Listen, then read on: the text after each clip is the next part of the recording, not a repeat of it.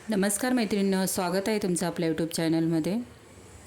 आज आपण एकदम गावच्या पद्धतीने आणि टेस्टला एकदम चुलीवरची टेस्ट लागणार अशी रेसिपी आज आपण बनवणार आहोत। काय बनवणार आहोत व्हिडिओ पूर्ण बघा। व्हिडिओला आपल्या लाईक शेअर आणि सबस्क्राईब करायला विसरू नका मैत्रिणींनो। तर खूप छान लागते ही रेसिपी, नक्की एकदा तुम्ही ट्राय करून बघा। आपण जशी चुलीवरची टेस्ट असते ना, गावाकडे बनवलं जातं, आमच्या नाशिककडे बनवली जाते। नक्की एकदा तुम्ही ट्राय करून बघा। नाशिककर असतील तर नक्कीच आपल्या व्हिडिओला लाईक शेअर आणि सबस्क्राईब करायला विसरू नका, सपोर्ट करा प्लीज। तर इथे मी हा लोखंडाचा तवा घेतलेला आहे। लोखंडाच्या तव्याचा वापर करायचा मैत्रिणींनो, त्याच्यातून भरपूर प्रमाणात आपल्याला लोह मिळतं। याच्यामध्ये सुक्या भाज्या करू शकता तुम्ही, चपाती भाकरी किंवा असे मसाले भाजायचे असेल तर नक्की लोखंडाच्या तव्याचा वापर करा। सुक्या भाज्या पण याच्यामध्ये खूप छान बनतात। तर इथे मी 4 ते 5 माणसांसाठी बनवत आहे। 3 कांदे घेतलेले आहेत, कांदा उभा पातळ चिरून घेतलेला आहे। कांदा आपल्याला थोडासा ब्राऊन करायचा आहे, तव्यावरती छान भाजून घ्यायचा आहे।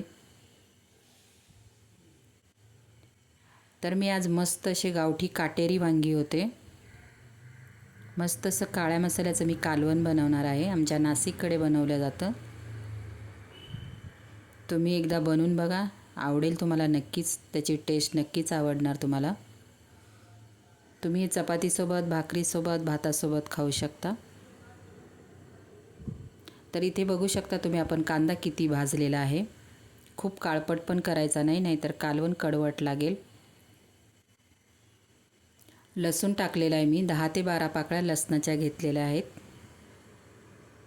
लसूण लगेच कांद्यामध्ये भाजून जाईल। त्यानंतर इथे मी 1 चमचा, आपण पोहे खातो त्या चमच्याने मी 1 चमचा धने घेतलेले आहेत मैत्रिणींनो। धने शेवटी टाकायचे, कारण धने लगेच भाजल्या जातात। आता इथे आपला कांदा, लसूण आणि धने भाजून झालेले आहेत। आता याला आपण एका प्लेटमध्ये काढून घेऊ।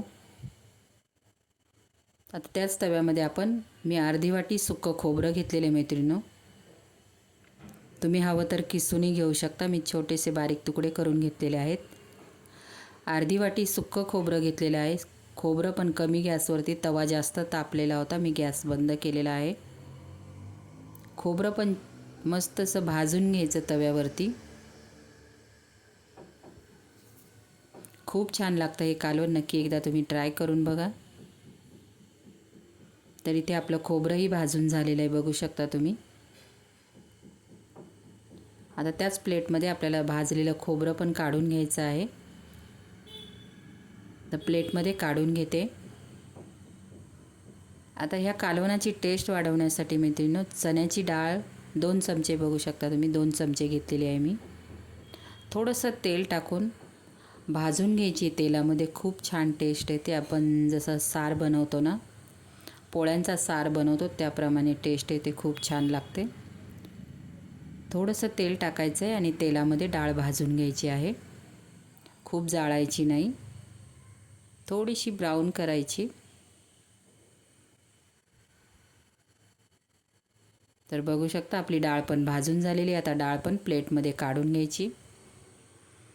आता आपल्याला सगळं साहित्य व्यवस्थित असं मिक्स करून घ्यायचं आहे। आता याच्यामध्ये मी आल्याचे 2 ते 3 तुकडे, पातळ आल्याचे तुकडे टाकून घेतलेले आहेत। कोथिंबीर घ्यायची आहे आपल्याला। मसाला थंड होऊन द्यायचा, मिक्सरला छान अशी बारीक पेस्ट वाटून घ्यायची। जेवढा बारीक मसाला वाटणार तुम्ही, तेवढी तुमची कालवणाची टेस्ट वाढते मैत्रिणींनो। आता इथे मी कढई ठेवून घेतलेली आहे। कढई चांगली कडकडीत गरम करून घ्यायची।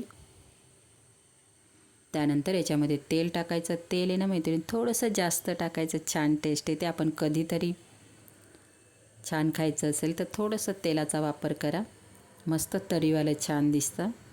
काय काय रेसिपी आपण जशा गावाकडच्या बनवल्या जातो, तर थोड्याशा वेगळ्या बनवल्या ना, खायला पण छान लागतात। नाहीतर आपण भरलेली वांगी करतो, वेगळ्या वेगळ्या पद्धतीने करतो।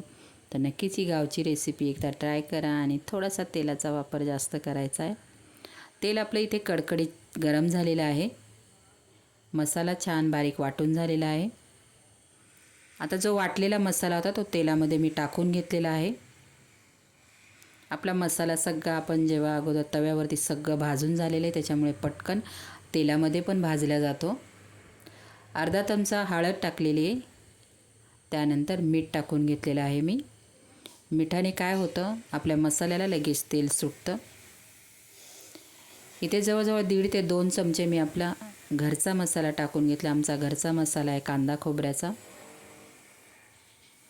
तुम्ही बघू शकता मसाल्याला किती छान अशी तरी सुटलेली आहे. छान मसाला इतपत भाजायचा आहे तेलामध्ये की तेल साईडला आणि मसाला साईडला झाला पाहिजे. गॅस कमी ठेवायचा. तर तुम्ही बघू शकता बिलकुलही कढईला चिपकलेला नाही. मस्त असा तेलामध्ये मसाला आपला भाजून झालेला आहे आणि कलर पण छान आलेला आहे. मी मस्त अशी काटेरी वांगी घेतलेली मैत्रिणींनो. कोवळी वांगी घ्यायची. वांगी पण घेताना त्यांना काठी पाहिजे आणि थोडेसे हिरवा आणि पांढरा पट्टा असतो ना, ती वांगी घ्यायचे. ते वांग्यांची टेस्ट छान लागते. कमी गॅसवरती छान मसाला भाजून घ्यायचा. मसाला परतवायची घाई करायची नाही, कमी गॅस ठेवायचा. तर वांगी मी पाण्यामध्ये चिरून ठेवलेली आहे. थोडंसं मीठ टाकलेलं आहे आणि 2 बटाटे घेतलेले आहेत मी. त्याच्यामध्ये बटाटे पण मी टाकलेले आहेत. म्हणजे कोणी वांगी खात नसेल त्यांना बटाटा द्या, जे बटाटा खात नसेल त्यांना वांगी द्या. दोन्ही पण ऑप्शन होतं. मी वांगी नाही खात म्हणून मी बटाटा टाकते. तुम्ही बघू शकता वांगी केवढी ताजी दिसत आहेत. मिठाच्या पाण्यात वांगी बटाटे धुवून घेतलेले आहेत मी स्वच्छ. आता वांगी आणि बटाटे मसाल्यामध्ये परतून घ्यायचं आपल्याला मिनिटभर. एक साईडला मी पाणी गरम होण्यासाठी ठेवलेलं आहे मैत्रिणींनो. आपण इथे असं ग्रेव्हीवालं बनवतो ना, तर कोमट पाण्याचा वापर करायचा. आपल्या ग्रेव्हीची टेस्ट तशीच राहते. एक साईडला मी पाणी तापवायला ठेवून दिलेलं आहे टोपामध्ये. तुम्ही बघू शकता वांगी आणि बटाटे मसाल्यामध्ये परतून झालेले आहेत. आता मी ते पाणी टाकून घेतलेलं आहे. तुम्हाला किती घट्ट पातळ हवं त्याप्रमाणे इथे पाण्याचा वापर करा. मैत्रिणी तुम्ही एकदा जर करून म्हणजे तुमच्याकडे कोणाकोणाकडे प्रत्येक भागामध्ये वेगवेगळ्या पद्धतीने रेसिपी बनवल्या जातात. पण आजकाल काय झालेलं आहे, आपण यूट्यूबवर वगैरे बघतो रेसिपी, तर आपण नक्कीच ट्राय करतो की इकडे कसं बनवलं जातं, त्या साईडला कसं बनवलं जातं. तर नक्कीच आपण त्या रेसिपी ट्राय करतो. असं राहिलेलं नाही. आपण सगळ्याच भागातले जेवण आपण स्वतः बनवून खातो. त्याच्यामुळे नक्कीच ही आमची नाशिक फेमस काळ्या मसाल्याची वांग्याचं कालवण नक्कीच तुम्ही एकदा ट्राय करून बघा. नक्कीच आवडेल तुम्हाला. खूप छान लागतं चवीला. तुम्ही बघू शकता मी खूप पातळ खूप घट्ट पण नाही, आपल्याला भाकरीसोबत खायचं आहे त्याप्रमाणे मी ग्रेव्ही ठेवलेली आहे. आता आपल्याला उकळी येईपर्यंत फुल गॅस ठेवायचा आहे. नंतर कमी गॅसवरती आपल्याला 5 मिनटासाठी ठेवायचं. लगेच वांगी शिजल्या जातात. कोवळी वांगी होती. मैत्रिणी तुम्हाला माझी रेसिपी कशी वाटली मला कॉमेंट बॉक्समध्ये सांगायला प्लीज विसरू नका. प्लीज कॉमेंट्स करा आणि सांगा. आणि तुम्ही पण करून बघा. तुमची रेसिपी कशी झाली माझ्याबरोबर शेअर करायला विसरू नका. तुम्ही माझे व्हिडिओ कोणत्या शहरातून गावातून देशातून बघतात प्लीज मला एक कॉमेंट करा, म्हणजे मला तुमचे आभार मानता येईल मैत्रिणींनो. आणि हा व्हिडिओ कसा वाटला तेही सांगा. चला आता मी कमी गॅसवरती ठेवून दिलेली 5 मिनटासाठी. कसा वाटला व्हिडिओ लाईक शेअर आणि सबस्क्राईब. बाय.